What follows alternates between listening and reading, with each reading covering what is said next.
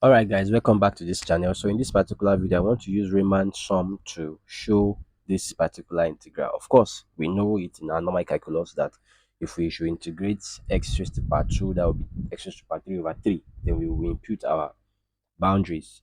But now we want to use Riemann integral, Riemann sum basically. So what we want to do is to have the very good knowledge of our um, partitioning and the like. So first thing, I wouldn't be going into that, but I would just want to solve it directly. Just we want to know that the integral boundary a and b f of x dx is the same thing as writing the limits as n tends to infinity and the sum as k start from 1 to n, then f of x sub k, then change in x sub k. So once we can know this particular um, formula to it, then we'll be able to solve all that we need to solve. But first, we need to know what changing x sub k and x sub k would be. Okay, so what we'll do in this case is that we'll say, now in this question, what is our f of x? My f of x is what? X squared, because that's what I want to integrate. That's my integrand, right? So if f of x is x squared, so what will be f of x sub k? That would be x sub k squared, right? Okay, so and now using this particular method, x sub k has a notation, right, which is a plus k into the bracket of b minus a over n. That is the notation for x sub k. Okay, and what will be the expression for changing x sub k? That's b minus a over n. That has the derivation itself. If you want that, just comment in the comment section. Let me know so I can make a video on that. But for this particular video, we just want to prove it. So now we're going to substitute all of this into the question. Okay, so we will now have the integral starting from a to b f of x dx, okay, is equals to the limit as n tends to infinity summation k starting from 1 to n. So what is our f of k now? That would be the whole of a plus k into b minus a over n squared, right? Then what's our change in s sub k? That would be b minus a over n.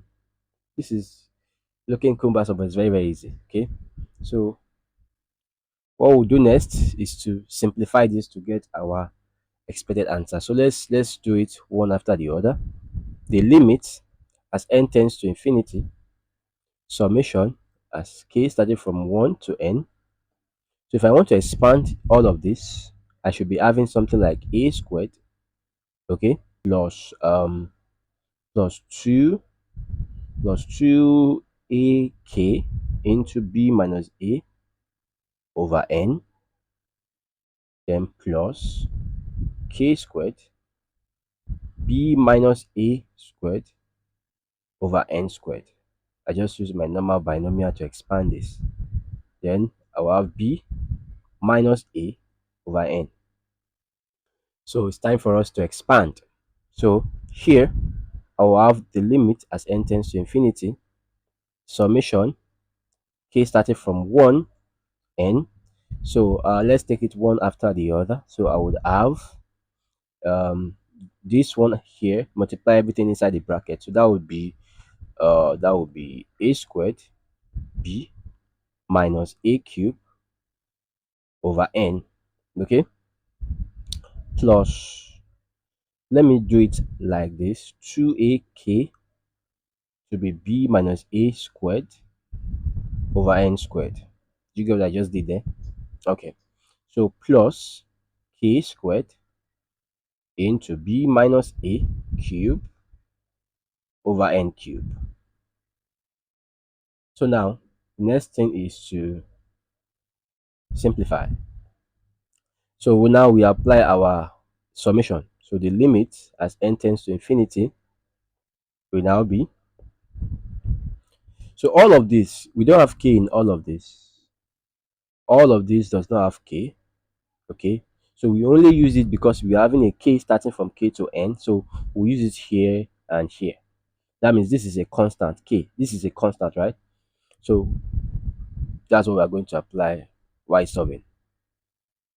So what I'm going to do here is I'm going to say a squared b minus a cube over n summation of 1 as k starts from 1 to n because I don't have any k there, right? Then plus 2a over n squared. Let me call this one b minus a squared. Then the summation of k as k starts from 1 to n. Okay? So plus b minus a cube over n cube. Then the summation of k squared. K starting from 1 to n. So here it's getting more interesting. So now simplify this. What I'm going to do is I'm going to say the limit n tends to infinity. Okay, so here that will be a squared b minus a cube over n times summation of 1 will be n. Okay, so plus 2a into b minus a squared over n squared times n into n plus 1 over 2. Okay, then plus b minus a all cube n to the power of 3 times n into n plus 1 2n plus 1 over 6. Okay, so that's very easy. So we move to the next step. So that would be the limit as n tends to infinity. So we now know that this cancels this cancels one of these. Okay, so 2 cancel 2 and n cancels one of these, still remaining 2. So we can now write, we would have a squared b minus a cube. You have to be very careful while you are doing this stuff so that you will not have to mix some things together. So a into b minus a squared into n over n plus 1 over n. You see what I did there? I just had to bring this n to divide the remaining part of this expression because of my limit, right? So there won't be a problem to get that done. So moving on, I will now have plus b minus a cube over 6. Then as well, if I should expand this, that should be 2n squared plus 3n plus 1 over n squared over n squared over n squared. Okay, all that taken care of. So next would be the limit as n tends to infinity. Then we have a squared b minus a cube. Okay, then this is now 1, right? So we have plus, let me expand this one at once. So a into b squared minus 2ab plus a squared. Is that okay? Then times 1 plus 1 over n. Did we get that? Then plus, let me not expand this one so I will not take time.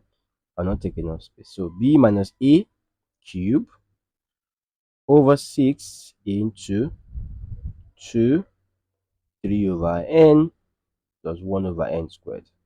So it's time for us to use our limits. So we know that 1 over infinity will be 0, right? So this one will be 0, this will be 0, and this will be 0. So here we have just 2 left to multiply. Here we have just 1 to multiply. So we can actually say 2 here 1 and 2 here is 3. Okay. So if I'm to write the next line, that would be a squared b minus a cubed plus ab squared minus 2a squared b plus a cube. All of them multiply by 1, so it's still the same expression. Then plus, if I should expand this bracket, that would be b cube using my binomial minus that would be ab squared. Then there will be a 3 plus 3a squared b minus a cube. All of them over 3, here over 3, here over 3, here over 3. Okay, so what else? Let's simplify. So a squared b minus a cube plus ab squared minus 2a squared b plus a cube plus b cube over 3. This cancels this. That's minus ab squared. Then this cancels this. That's plus a squared b.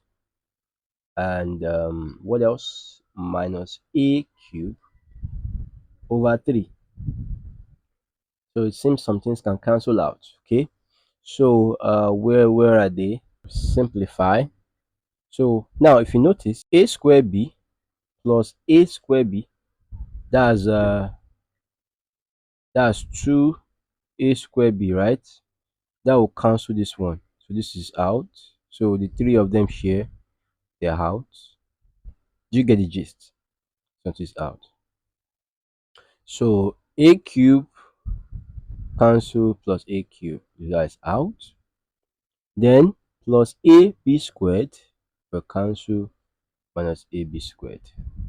So what do we have left? We have b cube over 3 minus a cube over 3. That's what? B cube minus a cube over 3.